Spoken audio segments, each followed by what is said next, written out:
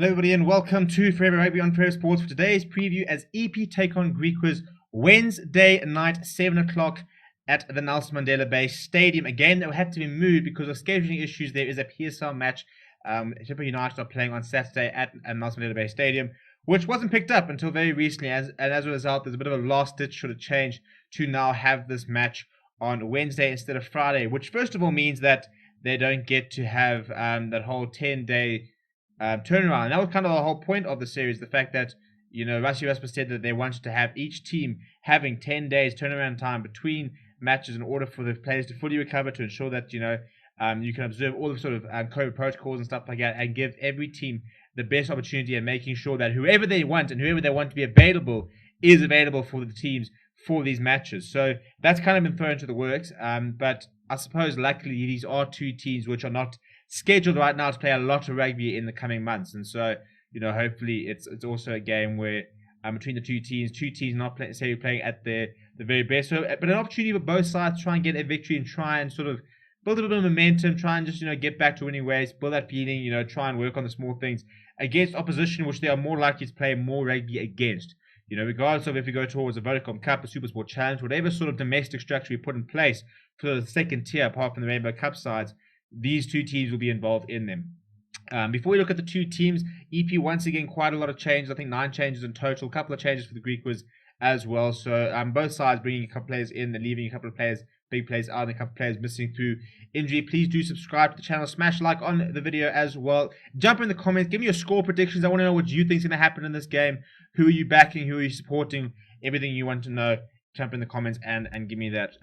But in terms of the home side, lots of injuries for EP in their match against Lions, which was last week Tuesday, if my memory serves me correctly. Or was it last week Wednesday? Either way, last week midweek. And there were a lot of injuries, and it kind of spoke to the fact that that these sides having, especially EP, have not played a lot of rugby in the last sort of 6 months, in the last year really. Some of the players hadn't played any rugby, and scrum off Josh Alderman, who I thought was quite good. He's on the bench this weekend. Spoke about the fact that he was really struggling fitness-wise because they just haven't played any rugby in the last sort of year. And, being fit and being match fit are two very different things. And this is why Peter de Villiers is having to change the side quite a lot in order to try and get them up to full fitness and to be able to try and gauge who his best players are and sort of try and work towards a settled 15, which you can try and sort of play more regularly in order for them to progress and grow as a team. So there are injuries to Sion Zuzo, Arnold Klein, and CJ Velleman. Big absentees there, especially with Velleman, who I thought was very good despite picking up a red card.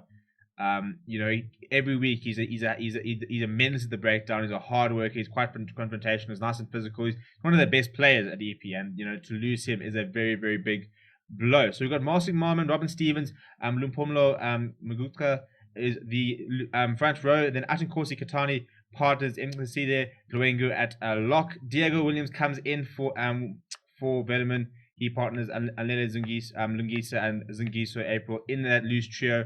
And then Richmond Gore is in place of Josh Alderman, as I said, who's on the bench. And Courtney Winner makes a positional switch. He was at fullback, and now he'll be at fly half for tomorrow's game. He retains the captaincy after Ini Radebe was ruled out for the rest of the preparation series.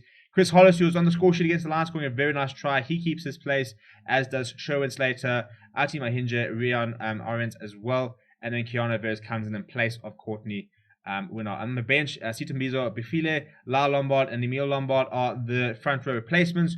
Ronald Chick and Bevan Prinsloo and Ati Mananeta will cover the rest of the scrum. Peter Villiers going with a 6-2 split. Josh Alderman and Josie Twamboafo, the only backline players on the bench. And for the Griquas, again, a couple of injuries.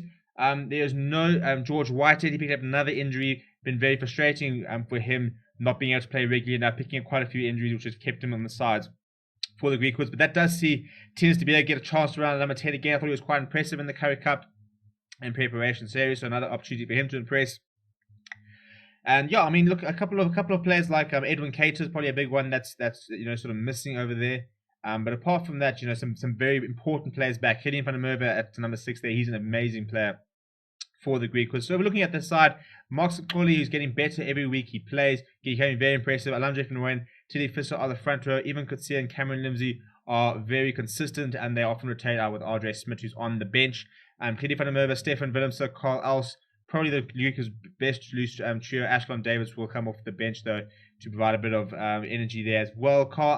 Stefan Ungura tends to be the halfback combination. Then the two wings, Enver Brandt, Daniel Casendo, I thought was very good coming off the bench last weekend against the Stormers. Last week against the Stormers, very industrious, hard-working, made meters whenever he got the ball. So I thought he was particularly impressive. And then the centers, Andre Swartz, Michael Hasner, and Masakole Banda is on the full back. Quite a few good players coming off the bench. AJ Lewis is the standard, Andre Bevankel, John Ray Jenkinson. Then you got Zolelo Zito, Andre Smith, Ashlon Davids, Jonathan Frankie, and James Verity Ann are the two players in the backline there. And then if needed, Bandisa and Lovo, Regan, Oranje, and Hollow Klaassen have also travelled with the squad down to Nelson Mandela Bay. So, look, if you look at the two sides, and I think that, you've got to say that EP were looking a lot better when they played against the Lions than they were against the Bulls. They looked a bit fitter, they looked a bit more sharp, they looked like a better side overall.